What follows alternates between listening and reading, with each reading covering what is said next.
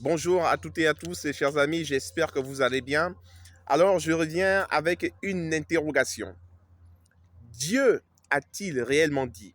C'est la question que le diable avait posée à Ève dans le jardin. On peut le voir dans Genèse chapitre 3, au verset 1er. La Bible dit, le serpent était le plus rusé de tous les animaux des champs que l'Éternel Dieu avait fait. Il dit à la femme, Dieu a-t-il réellement dit? Vous ne mangerez pas de tous les arbres du jardin? Voilà la question que le diable avait posée à Ève. Et on peut voir dans Genèse, précédemment, dans Genèse chapitre 2, à partir du verset 16 jusqu'au verset 17, on peut lire que Dieu dit à l'homme, tu pourras manger de tous les arbres du jardin. Tu pourras manger de tous les arbres du jardin, mais tu ne mangeras pas de l'arbre de la connaissance du bien et du mal. Pourquoi? Parce que le jour où tu en mangeras, tu mourras. Voilà la conséquence, bien-aimé, de la désobéissance de l'homme. Pourquoi est-ce que l'homme a-t-il désobéi à Dieu? Parce qu'il y a eu quelqu'un qui a suscité une interrogation. Dieu a-t-il réellement dit? Voilà ce qui a poussé Ève à être curieuse, à aller vouloir comprendre qu'est-ce qui était caché derrière cette interrogation. Ève a remis en question le dit de Dieu, ce que Dieu avait dit.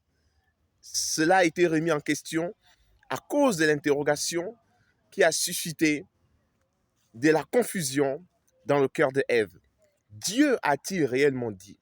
Parfois, chers amis, il arrive dans notre vie que l'on traverse des circonstances, des situations difficiles qui souvent vont remettre en question la parole de Dieu à notre égard.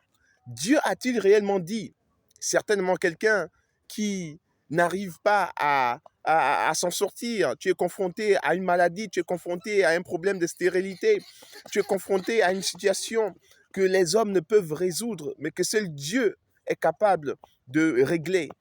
Mais la question vient toujours se poser par un murmure en disant, Dieu a-t-il réellement dit que tu réussiras? Dieu a-t-il réellement dit que tu auras un enfant? Dieu a-t-il réellement dit que ton ministère ou encore que tu entreprendras cette œuvre et que tu auras du succès?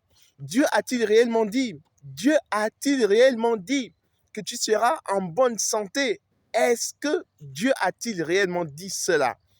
Mais, chers amis, si vous lisez les Écritures ou si vous êtes un lecteur de la Bible, vous allez vous rendre compte que Dieu a dit des bonnes choses à notre égard parce qu'il nous aime. Il nous aime, qu'il nous a promis, qu'il a promis des bonnes choses pour nous et qu'il a non seulement promis, mais qu'il les a réalisées parce que tout est déjà accompli en Jésus-Christ. Et voilà pourquoi, pour éviter que ces paroles s'accomplissent dans nos vies, le diable vient susciter de l'incrédulité en nous en posant cette interrogation, Dieu a-t-il réellement dit? Alors qu'il a déjà dit, alors qu'il a déjà déclaré, alors que la décision de te rendre heureux, de te faire du bien, a déjà été arrêtée il y a plus de 2000 ans. Dieu a-t-il réellement dit? Et bien aimé, Dieu a réellement dit qu'il te fera du bien. Dieu a réellement dit qu'il veut te guérir. Dieu a réellement dit qu'il veut ton succès, qu'il veut ton bonheur, qu'il veut ta joie. Il veut que tu reçoives la paix éternelle, une paix que le monde ne peut pas vous donner, mais que seul Dieu vous donne au travers de Jésus-Christ. Dieu a réellement dit. Je voudrais simplement nous encourager à ne jamais, jamais, jamais, au grand jamais, remettre en question le dit de Dieu.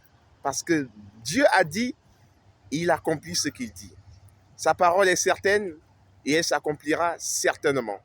Parce qu'il n'est pas le fils d'un homme pour mentir, ni le fils de l'homme pour se repentir. La Bible déclare que ce qu'il a dit, sa main droite l'accomplit.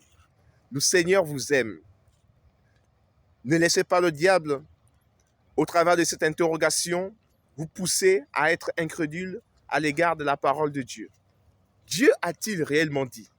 Faites attention à cette pensée qui reviendra de temps en temps dans votre vie, cette pensée, ce murmure qui de temps en temps se manifestera. Dieu a-t-il réellement dit? Oui, il a dit. Et je vous invite à découvrir ce qu'il a dit au travers de sa parole. La Sainte Bible. La Sainte Bible.